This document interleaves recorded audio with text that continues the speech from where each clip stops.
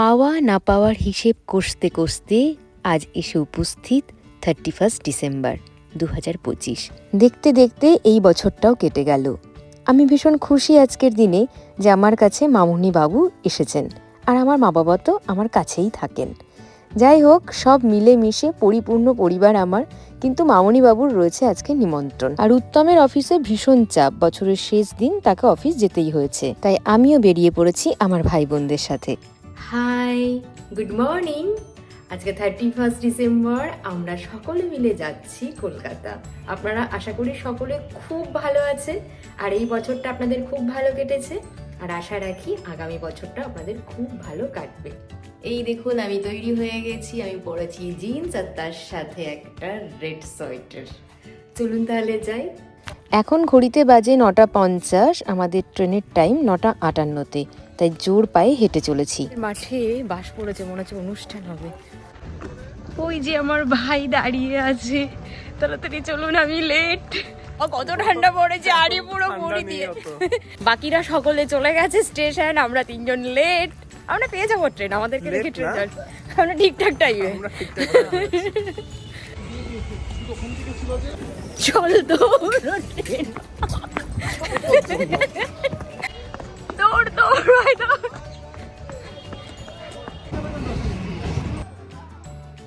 কিন্তু একটা কথা বলি, যে ট্রেনটি দেখে আমরা দূর থেকে দৌড়েছিলাম ওটি আমাদের ট্রেন ছিল না। আমরা ট্রেন পেয়েছি খুব ভালোভাবেই, উঠে বসার জায়গাও পেয়ে গেছি। আমরা 3 বোন উঠেছি লেডিসে। আপনাদেরকে একটা জিনিস দেখাই, আপনারা সারপ্রাইজড হয়ে যাবেন। চলুন দেখি। হ্যাঁ, এই দেখুন, চেয়ার লিডার দুজন। এখানেই শেষ নয়, আরো অনেক কিছু আছে, দাঁড়ান দেখাচ্ছি। এই যে মিডল চেয়ার লিডার। সব তৈরি, দমদম ঢুকছে, এখন আমরা না। দুদিন ধরে যা ওয়েদার রয়েছে তাতে করে ভেবেছিলাম আজ আর রোদ উঠবে না, কিন্তু দেখছি রোদ উঠেছে। আমরা নেমে গেছি। শীতের দিনে গরম গরম চা কফির জুড়ি মেলা ভার। চলে এসেছে চা, আর আমারটা চিনি ছাড়া। এটা হ্যাঁ, আর একটা চিনি ছাড়া ছিল তো।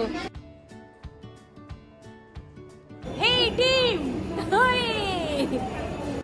31 ডিসেম্বর, আর মেট্রোর টিকিট কাউন্টারে রয়েছে লম্বা লাইন, যার কারণে ভাই ফোনেই টিকিট কেটেছিল সকলে।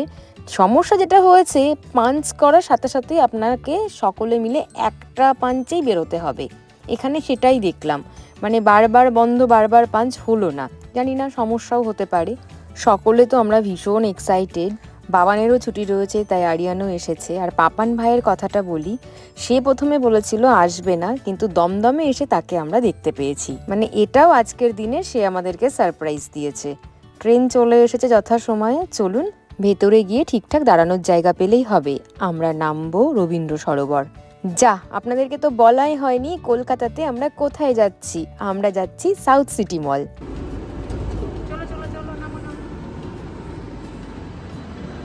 আর একটা কথা বলি, উত্তম নেই বাড়িতে, মামনিবাবুও বেরিয়ে গেছে। সব মিলিয়ে আমি ভীষণ বোর হব আজকের দিনটা। আর বছরের শেষ দিনে এসে আমি মন খারাপ করে একেবারেই বসে থাকতে চাইছিলাম না। আর পুরুলিয়া থেকে আসার পরে আমার শরীরটা খুব একটা ভালো ছিল না, তাই ফুল 2 দিন রেস্ট করেছি। তো সেই কারণে আজকে এনার্জি কিন্তু ভরপুর রয়েছে। আর উত্তম বলেছে যদি অফিস থেকে সম্ভব হয় ও এসে আমাদেরকে জয়েন করবে। রবীন্দ্র সরোবর নেমে গেছি, এখন আমরা রাস্তা পার হয়ে ওপারে যাব।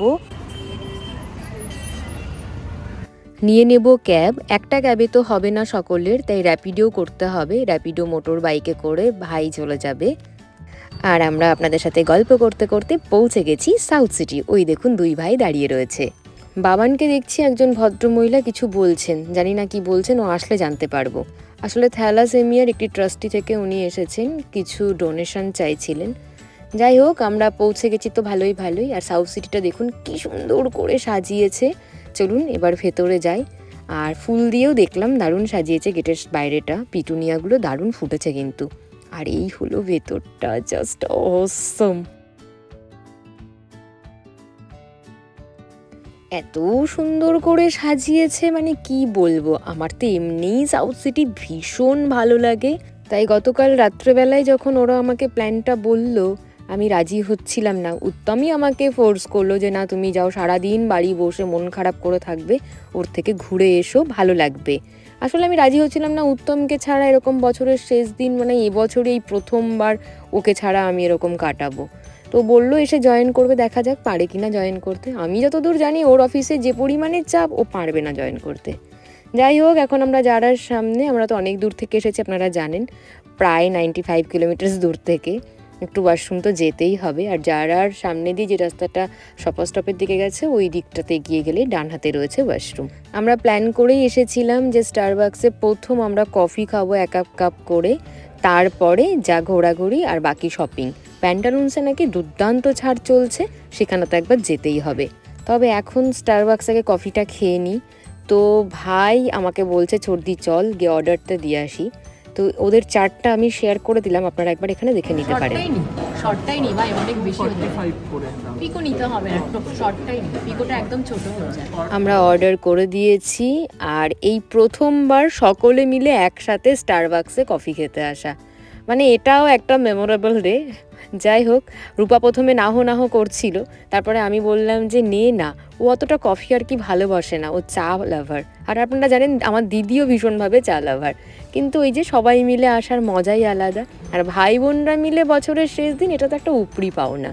আপনারা সকলে আমাকে একটা কথা বলেন যে তোমাদের বন্ডিং দেখে প্রিয়াঙ্কি ভীষণ ভালো লাগে। এটা সত্যি কথা, মানে আমাদের আলাদা করে সেরকম ফ্রেন্ড গ্রুপ নেই কারোরই, মানে আমরা নিজেরাই এই যে একটা গ্রুপ, আর সকলে মিলে এত মজা করি, আর আপনারা তো সেটা দেখতেই পান। মানে এগুলো সত্যিই আমার মেমোরি। তবে বেরোনোর সময় একটা জিনিস চোখে পড়লো, এখানে একটা মেসেজ বক্স আমি দেখলাম, বক্স না মানে একটা ওনারা টানিয়ে রেখেছেন এরকম ফ্লেক্স মতন, সেখানে সবাই নিউ ইয়ারে ছোটো ছোটো করে এক মেসেজ দিয়ে গেছেন, বা 2025 সম্পর্কে 2-4টে কথা লিখে গেছেন। আমার ভীষণ ভালো লাগলো এটা। আর এইখানে দেখুন কি সুন্দর করে লাইট দিয়ে সাজিয়েছে ক্রিসমাস ট্রি, আর হচ্ছে এই হরিণগুলোকে, খুব ভালো লাগলো। অনেক জায়গায় রয়েছে ছোটো ছোটো এরকম। তো চলুন আমরা এখন যাচ্ছি প্যান্টালুন্সের দিকে। বাবান কিছু শপিং করবে, কারণ আপনারা জানেন বাবানের এই জানুয়ারিতেই বার্থডে, 7 তারিখ বাবানের বার্থডে, 7th জানুয়ারি। তো ওর শপিংটা আজকে আমরা এখান থেকে করে নেব। আমাদের শপিং হয়ে গেল, এখন আমরা খেতে যাচ্ছি। প্যান্টালুন্সের ভেতরে ক্যামেরা অ্যালাউ ছিল না, সেই কারণে কিছু ভিডিও শ্যুট করতে পারিনি। বাবানের শপিংটা ডান, কিন্তু আমার দিদি রূপার কিছু নেওয়ার আছে। আমরা ওমেন সেকশনে যাব, তো ভাবছি আমরা লাঞ্চ করে এসে তারপরে যাব, কারণ শপিং করতে গেলে অনেকটা সময় চলে যাবে, আর এখন অলরেডি বেজে গেছে 3টে। কোথায় লাঞ্চ করব সেটা নিয়েও গ্রুপের মধ্যে রয়েছে দ্বিমত। কেউ বলছে ক্যাফে ম্যাজুনাতে, আরিয়ান বলছে সে ওখানে যাবে না, কারণ ওখানে ম্যাক্সিমাম স্টার্টার আইটেম, মানে ও রাইসের মধ্যে কিছু চাইছে, সেরকম ও পাবে না ওখানে। আর পাপান ভাইয়ের ইচ্ছে ও কেএফসিতে খেতে যাবে। এবার সবাই মিলে ভিন্ন ভিন্ন মত, কি যে করব জানি না। চলুন দেখা যাক কি হয় অবশেষে। আমার আর দিদির ইচ্ছা ম্যাজুনাতে যাওয়ার, আর সৌরভ ভাই আমরা যেদিকে যাব ও সেদিকেই যাবে, ও নিজস্ব কোনো মত পোষণ করেনি। মানে ভাই সত্যিই খুব ভালো। তাও বাবানকে বোঝালাম যে চল একবার দেখি মেজুনার মেনু কার্ডটা কী কী পাওয়া যায়, যদি তোর পছন্দের কোনো ডিশ পাওয়া যায় তাহলে তো এখানেই বসে যাব। কিন্তু দেখেছে ওর পছন্দের কিছু নেই, তাই আমরা এখন যাচ্ছি রিয়াসাতে।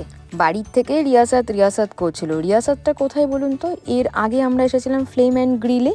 ফ্লেম অ্যান্ড গ্রিলের ঠিক পাশেই হচ্ছে রিয়াসাত। মানে এই যে ফুড কোর্ট দেখছেন, এর ভিতর দিয়ে গিয়েই একটি স্কেলেটর রয়েছে নিচের ফ্লোরে যাওয়ার জন্য। সেখানে নেমেই দেখবেন প্রথমেই রয়েছে ফ্লেম অ্যান্ড গ্রিল, আর তার পাশে রিয়াসাত। আর এতক্ষণ পরে আমি সানটার দেখা পেলাম। খুব ছোট্ট করে সানটাকে এক জায়গায় রাখা হয়েছে এই ফুড কোর্টে, ভীষণ ভালো লাগলো। আর ফুড কোর্টের চারপাশে এত সুন্দর করে সাজিয়েছে, মানে সত্যি 25 ডিসেম্বরের আগে থেকেই আর 1 জানুয়ারির পরের 1 সপ্তাহ পর্যন্ত এরকমই মনে হয় এই পুরো ডেকোরেশনটা থাকে। আপনারা এখন গেলেও পাবেন এই রকম ডেকোরেশন। আর এই যে রিয়াসাত, আমরা চলে এসেছি। সৌরভ ভাই এখানে অপেক্ষা করছিল আমাদের জন্য। হ্যাঁ চল। অবশেষে সকলের মতের মিল হলো, রিয়াসাতে এখন বসছি। দেখা যাক ভেজ কি পাওয়া যায় আমার জন্যে। ভেতরের অ্যাম্বিয়েন্সটা তো ভীষণ সুন্দর। আপনারা যারা আসেননি আমি বলবো একবার রিয়াসাতে আসুন, খুব ভালো লাগবে। দিদি আর রূপ ওইখানে ছবি তুলতে ব্যস্ত। আর এই রেস্তোরাঁর এই ঝাড়বাতিটি আমার নজর কেড়েছে প্রথম দেখাতেই। মানে আমি যেখানে যাই একটু ঘর সাজানো জিনিসপত্র তো আমাকে টানে, আমি দেখি সেগুলো খুঁটিয়ে খুঁটিয়ে। খুব ভালো লাগলো ঝাড়টা দেখতে, অসম্ভব সুন্দর।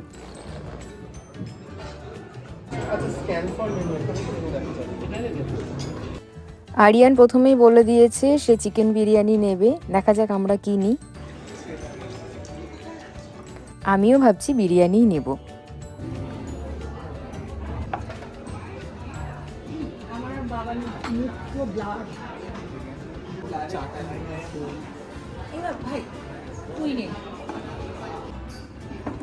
রেস্টুরেন্টের ফার্স্ট অ্যাম্বিয়েন্সটাই তো ভীষণ ভালো লেগেছে, আর আতিথেয়তাও ভীষণ ভালো। প্রথমেই আমাদেরকে ওনারা দিয়েছেন একটি কমপ্লিমেন্টারি একটু পাঁপড়ের মতন, আর তার সাথে 6 রকমের আচার চাটনি মিলিয়ে একটি ট্রেতে করে। আর এখন বিরিয়ানির হাঁড়ি আমাদের চলে এসেছে আর উনি ওপেন করছেন। চলুন একবার দেখে নিই। ওহ, ফ্লেভারটা তো দারুণ, গন্ধটা তো আপনাদের সাথে শেয়ার করতে পারলাম না, কিন্তু ভীষণ ভালো। আর এই প্রথমবার আমি ভেজ বিরিয়ানি খাচ্ছি কোনো রেস্টুরেন্টে এসে। আমি আর ভাই পেয়ার করেছি, কারণ অনেকটা কোয়ান্টিটি আমার পক্ষে অসম্ভব এতটা খাওয়া। আর চিকেন বিরিয়ানিতে 4 পিস চিকেন আছে, দিদি ওখান থেকে ভাইকে শেয়ার করবে।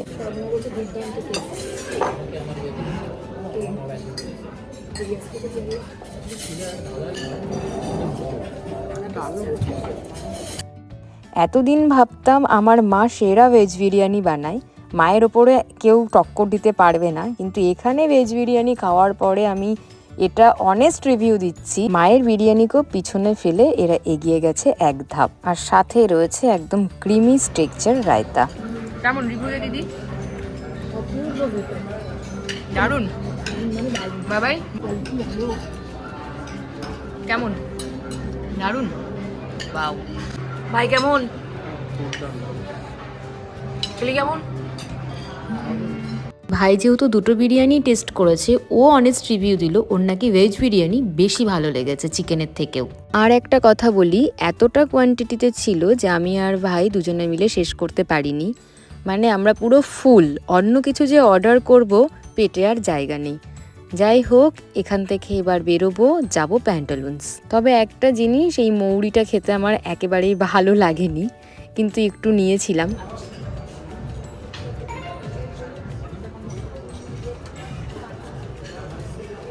হয়ে গেছে, চলো।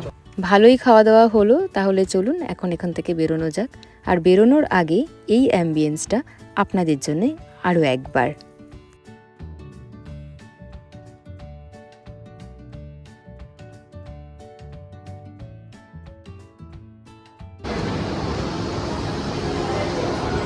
কেমন খেলেন?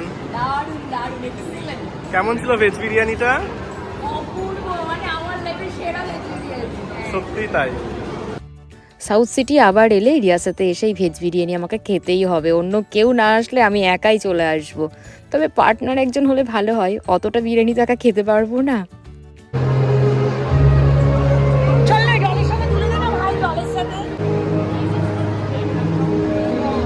টপ ফ্লোর থেকে নিচে যাওয়ার আগে একবার পুরো চারপাশটা আমরা ভালো করে ঘুরে নিচ্ছি, আর এইখানটাতে দাঁড়িয়ে বেশ কিছু ছবি তুলবো আমরা ভাবছি। খুব মজা করলাম। এখন প্রায় আমরা শেষ পার্টে এসে গেছি সাউথ সিটির। আজকে প্যান্টালুন্স যাব আর উমেন সেকশনে দেখবো আমাদের নিজেদের জন্য কিছু জিনিসপত্র। তবে টপ ফ্লোর থেকে নিচে নামার আগে আপনাদেরকে সাউথ সিটির এই অংশটা ওপর থেকে একবার শেয়ার করে দিই। কি অপূর্ব লাগছিল তাই না, অনেকটা জাহাজের মতন, ভীষণ সুন্দর লাগে। আমার সবথেকে প্রিয় মল হচ্ছে এই সাউথ সিটি। মানে আমি যেই শুনেছি ওরা সাউথ সিটি আসছে, তখন আমার সমস্ত কুড়েমি অলসতা একপাশে রেখে রাজি হয়ে গেছি ওদের সাথে কলকাতা আসার জন্যে।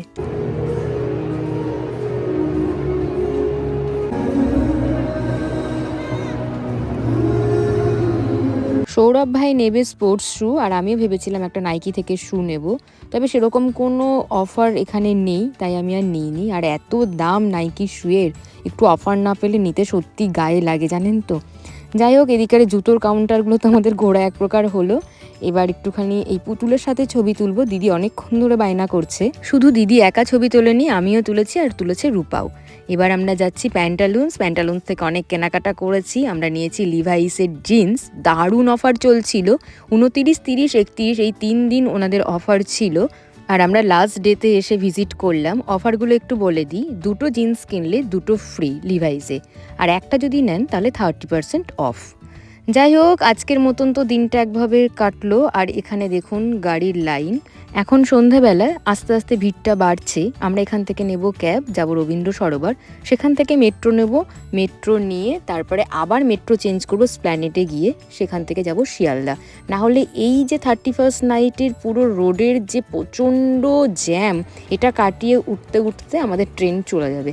তাই একটা ট্রেন অলরেডি আমরা মিস করেছি। পাপান ভাই আগেই র্যাপিডো করে চলে গেছে। আসলেও ভেবেছি 3 বোনের শপিংয়ে অনেক দেরি হবে। এখন মেট্রোটা বেশ ফাঁকাই রয়েছে, খুব ভালোভাবে আমরা স্প্ল্যানেট পৌঁছে গেলাম। এখান থেকে আমরা এখন চেঞ্জ করব মেট্রো। আমাদের একটু এগিয়ে গেলে সুবিধা হবে, চলুন একটু এগিয়ে যাই। শিয়ালদা গিয়ে তো আবার বেরোতে হবে, টাইম আছে যখন যেতে হবে। Yes.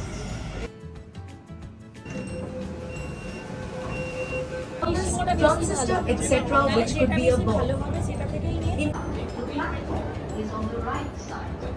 এইখানে একটুখানি বলে রাখি, যারা নতুন স্প্ল্যানেট থেকে ভাবছেন আপনারা মেট্রো চেঞ্জ করে শিয়ালদার মেট্রো নেবেন, তাদেরকে গ্রিন লাইন ধরে এগিয়ে আসতে হবে।